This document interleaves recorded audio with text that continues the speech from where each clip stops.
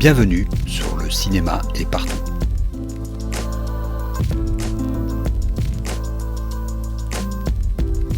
Un podcast sur l'industrie du cinéma et ses évolutions.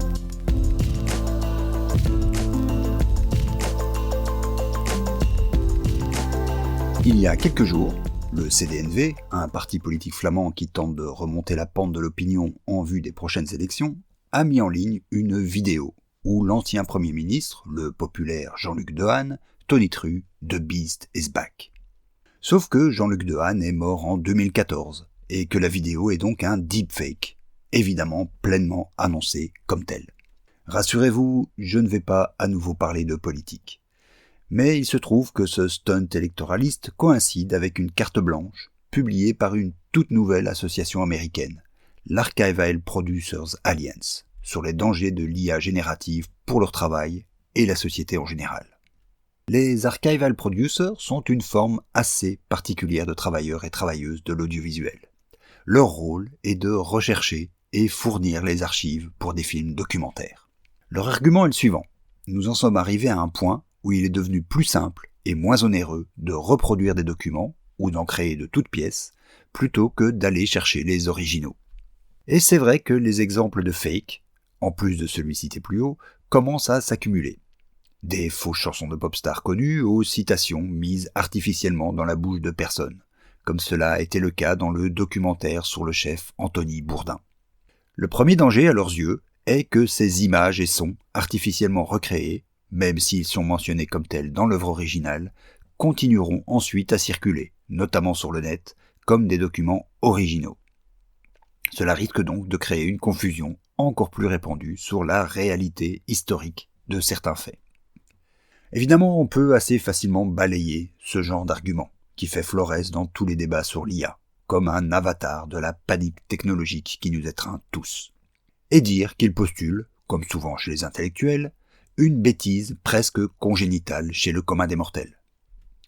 D'autant que les jolies joies du marché vous diront que cette menace crée aussi une nouvelle opportunité de concevoir des logiciels capables de détecter les deepfakes. Passons. Le collectif d'une centaine de producteurs va ensuite un peu plus loin dans son inférence des conséquences. Selon eux, c'est toute l'industrie du cinéma documentaire qui risque d'être impactée, incapable de maintenir une relation de confiance et de probité avec ses spectateurs. Et c'est vrai que, vu de ce point de vue, le problème est de taille. Avec l'arrivée du streaming, le documentaire a connu une véritable résurrection. Les séries documentaires sur des personnalités, des faits divers ou des faits historiques ont connu un boom. Et c'est bien sûr à cette forme de film documentaire que l'Association des producteurs archivistes fait référence. Est-ce pour autant l'ensemble du cinéma documentaire ? Bien sûr que non. Cette assertion est d'ailleurs le cœur du problème que connaît le cinéma documentaire actuellement. Cette assimilation de toute une forme cinématographique à un seul genre. Ce que l'APA appelle documentaire est en fait ce sous-genre qu'on pourrait appeler plus commodément le reportage de création. Sa forme est assez facilement identifiable, c'est celle des bonnes vieilles dissertations de notre enfance.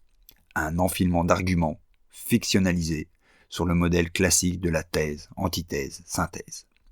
Si je dis que cette forme est un problème, c'est qu'elle phagocyte toujours un peu plus la forme documentaire dans son ensemble. Celle qui ne voit pas le documentaire comme un enfilement d'arguments, mais un affrontement au réel. Au bout du compte, ce que craignent les membres de l'APA n'a pas grand-chose à voir avec le cinéma documentaire. Leur crainte se focalise sur une catégorie rhétorique, la vérité. Catégorie qui n'a d'ailleurs pas attendu l'arrivée de l'intelligence artificielle ou de toute autre technologie avant elle pour être malmenée. Le cinéma documentaire dit de création, tel qu'on l'entend chez nous, n'a pas ce genre de souci à se faire, parce que son objet est ailleurs. Son objet, c'est la réalité, pas la vérité. Il s'affronte à un objet qui, par définition, ne concerne pas l'intelligence artificielle, le réel. Tous les cinéastes documentaires vous le diront. Les espaces de diffusion pour le cinéma du réel disparaissent les uns après les autres, y compris sur les antennes des diffuseurs classiques. Et avec les espaces de diffusion disparaissent aussi les sources de financement. Cette crise n'est pas neuve. En 2015 déjà, les producteurs français interpellaient les pouvoirs publics sur la baisse à la fois des investissements et de la diffusion du documentaire de création. et le formatage qu'opèrent de plus en plus les chaînes, y compris des opérateurs historiques comme Arte et France Télévisions, étaient déjà pointés. Plus récemment, un rapport du CNC, toujours lui, faute d'autres chiffres, confirmait cette tendance historique à la baisse. En 10 ans, le montant des aides accordées par le CNC a baissé de 30%, tandis que l'apport horaire, soit la quantité de financement par heure produite, faisait le mouvement inverse, en augmentant de 30%. Qu'est-ce que cela veut dire ? Que 1.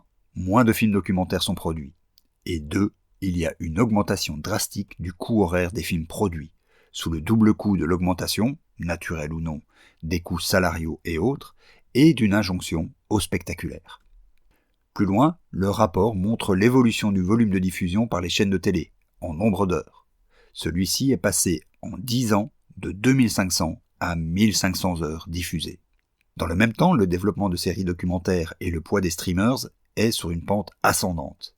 Avec elle, cette même uniformisation des formats et des sujets. Alors, certes, la crainte des producteurs américains pour leur gagne-pain est bien évidemment légitime. Mais cet appel paniqué cache une réalité bien plus complexe, où une certaine forme de cinéma documentaire, celle qu'ils défendent, a totalement écrasé les autres, y compris ailleurs que sur les grandes plateformes. Peut-être que cette possible perte de confiance envers la forme rhétorique de cinéma documentaire permettra un rééquilibrage de la balance avec le cinéma du réel. Mais on se doit malheureusement d'en douter. Deepfake ou non, IA ou non, le rapport du cinéma documentaire avec le réel est en train de se perdre. À la semaine prochaine.